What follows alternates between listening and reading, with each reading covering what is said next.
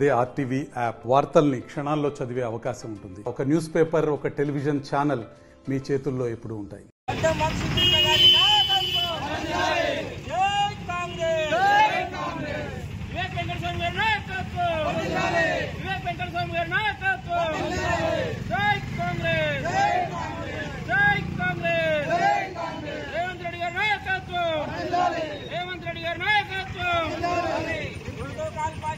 మంత్రిపై వెంటనే మంత్రిపై వెంటనే వంశకృష్ణ నాయకత్వం జై కాంగ్రెస్.